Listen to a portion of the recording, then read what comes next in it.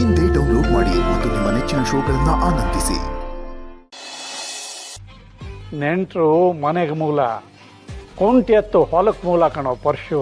ನಮಗೆ ಎಂಥ ಕೆಟ್ಟ ಪರಿಸ್ಥಿತಿ ಬಂದರೂ ನಾಗಮಂಗಲಕ್ಕೆ ದಾರಿ ಯಾವುದು ಅಂದರೆ ನಾಲ್ಗೇನೆ ದಾರಿ ಅನ್ನೋ ಥರ ಮುನ್ನುಗ್ಗುತ್ತಾ ಇದ್ದರೆ, ನಾವು ಕೊಟ್ಟರೆ ವರ ಇಟ್ಟರೆ ಶಾಪ ಅಂತ ಮುನ್ನುಗ್ಗುತ್ತಾ ಇದ್ದರೆ ಜಯ ಯಾವತ್ತಿದ್ರು ನಮ್ಮದೇ ಕಣೋ.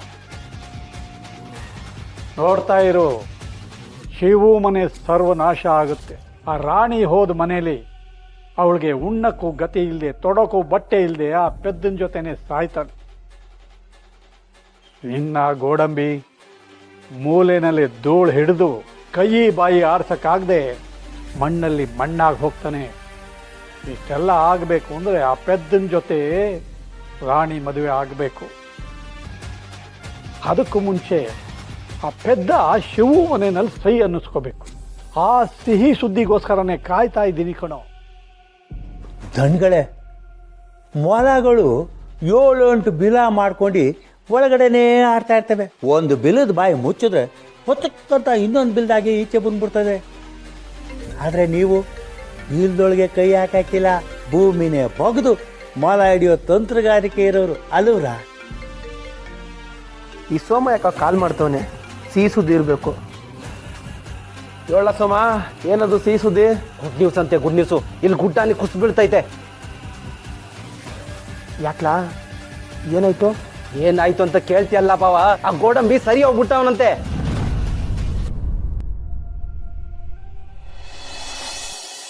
ಹುಡುಗಿ ರೆಡಿಯಾಗಿದ್ರೆ ಕರೆಸ್ಬಿಡುವಾ?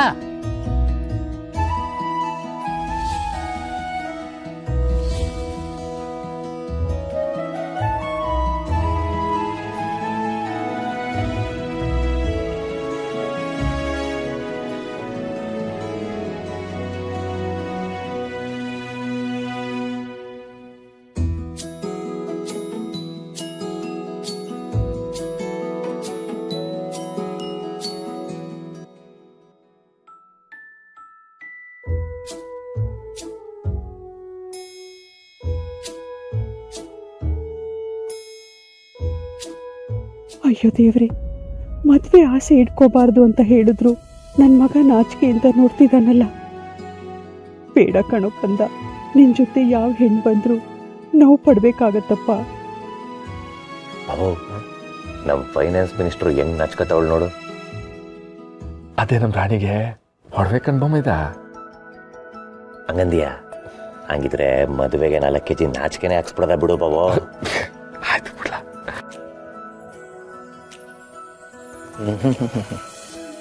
ಪೆದ್ದಿ ಜೋಡಿ ನೋಡಿದ್ರೆ ಕಣ್ಣುಗಳು ಹೋಗ್ಬಿಡ್ತವೆ.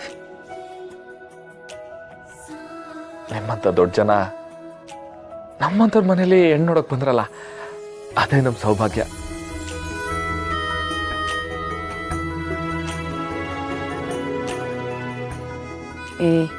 ನಾನು ಹೇಳ್ಕೊಟ್ಟಿದ್ನ ಹೇಳು. ನಾನು ಆಗಲೇ ಹೇಳಿದ್ನಲ್ಲಪ್ಪ, ಮಾನ ಮರ್ಯಾದೆನೇ ದೊಡ್ಡ ಆಸ್ತಿ ಅಂತ. ನಿಮ್ಮನೆಗೆ ಹೆಣ್ಣು ಕೇಳೋಕೆ ಬರೋದಕ್ಕೆ ನಮ್ಗೆ ಯಾವ ದೊಡ್ಡ ಸ್ಕೇನೂ ಇಲ್ಲ. ನಮ್ಮ ಹುಡುಗಿಗೆ ಅಡುಗೆ ತುಂಬ ಚೆನ್ನಾಗಿ ಮಾಡಕ್ಕೆ ಬರುತ್ತೆ. ಮನೆ ಕೆಲಸ ಕೇಳೋ ಹಂಗೆ ಇಲ್ಲ. ಇನ್ನು ಲೆಕ್ಕಾಚಾರದಲ್ಲಂತೂ ಅದೆಲ್ಲ ಗೊತ್ತಿದೆ ಪಾರ್ವತಿ. ನಿಮ್ ರಾಣಿ ಆ ಮನೇಲೂ ರಾಣಿ ಇದ್ದ ಹಾಗೆ ಇದ್ರೆ ಆಯ್ತು. ಅವಳ ಕೈಯಲ್ಲಿ 1 ಕಡ್ಡಿನೂ ಆಚೆ ಈಚೆ ಇಡ್ಸೋದಕ್ಕೆ ನಮ್ಮ ಮನು ಬಿಡಲ್ಲ. ಅಷ್ಟು ಒಳ್ಳೆಯವನು.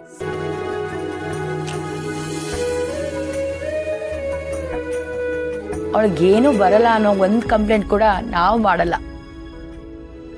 ನಮ್ಮ ಮನುಗ್ ಬೇಕಾಗಿರೋದು ಜೊತೆಯಾಗಿ ಕೈ ಹಿಡ್ಕೊಂಡು ಕೊನೆವರೆಗೂ ಬಾಳಿಸುವಂತ ಸಂಗಾತಿ ಅಷ್ಟೇ.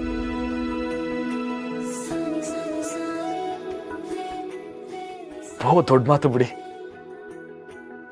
ಹಾಗಾದ್ರೆ ಹುಡುಗ ಹುಡುಗಿ ಏನಾದರೂ ಮಾತಾಡ್ಕೊಳ್ಳೋದಿದ್ರೆ ಸಪ್ರೇಟ್ ಆಗಿ ಹೋಗಿ ಮಾತಾಡ್ಕೊಳ್ಳಿ ಬಿಡಿ.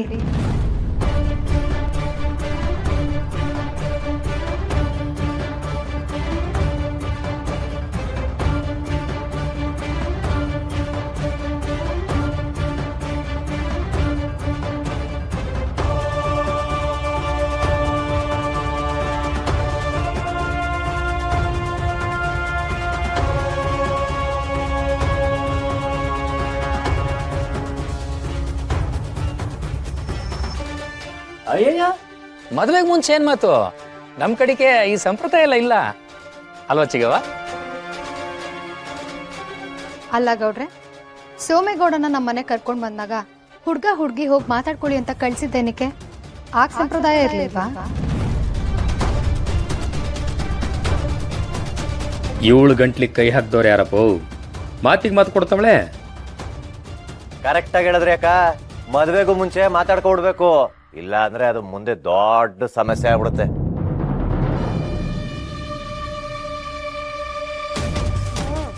ಒಳ್ಳೆಯವ್ರಿಗೆ ಒಳ್ಳೇದೇ ಆಗೋದು. ಮದ್ವೆಗಿಂತ ಮುಂಚೆ ನಾನು ನನ್ನ ಗಂಡ ಮದ್ವೆ ಅನ್ನೋ ವಿಷಯ ಬಿಟ್ಟು ಎಲ್ಲ ವಿಷಯಕ್ಕೂ ಕಿತ್ತಾಡಿದೀವಿ. ಏನೋ ಅಚಾನಕ್ಕಾಗೆ ಮದ್ವೆ ಆಗೋಯ್ತು, ಹಾಗಂತ ತೊಂದರೆ ಏನಾಗಿಲ್ಲ. ದೇವ್ರಂತ ಗಂಡನೇ ಸಿಕ್ಕಿದ್ದಾರೆ ನಂಗೆ. ಅದೇಯ ನಾನು ಅದೇ ಹೇಳ್ತಿರೋದು ಅವಾಗ್ನಿಂದ. ದೊಡ್ಡವರೆಲ್ಲ ಮಾತಾಡಿದ್ಮೇಲೆ ಮಾತಾಡೋದಕ್ಕೆ ಇನ್ನೇನಿರ್ತದೆ?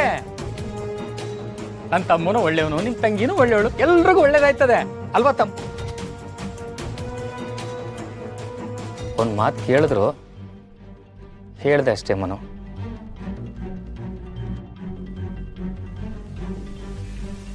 ಹಾಗಂತ ಸುಮ್ಮನೆ ಹೇಳ್ದೆ ಕೇಳ್ದೆ ಮದ್ವೆ ಮಾಡಿಸ್ಬಿಡಕ್ಕಾಗತ್ತಾ?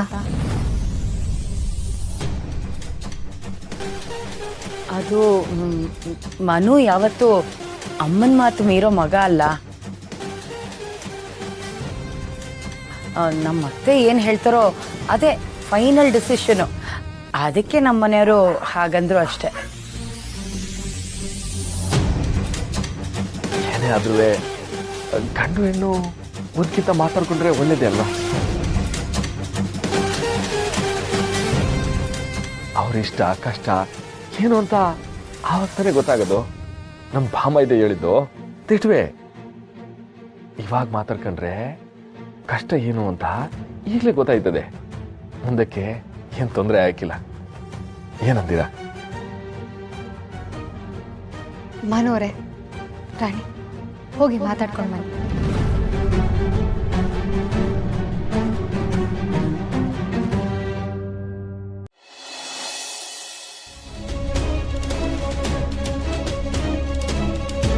ಏನಾದ್ರು ಎಡವಟ್ಟಾದ್ರೆ ಏನಯ್ಯ ಮಾಡೋದು? ನಿಂಗೆ ಏನು ಮಾತಾಡಬೇಕು ಮಾತಾಡ್ಸ್ಬೇಕು ಅನ್ಸೈತೆ ಅದನ್ನ ಮಾತಾಡ್ಬಿಟ್ಟು ಬಾವ.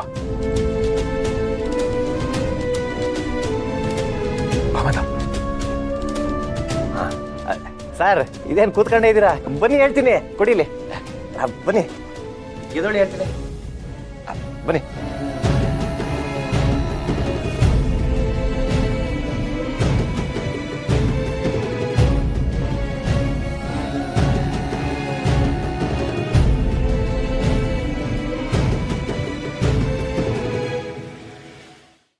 ನಮ್ಮ ಮನೆ ದೀಪ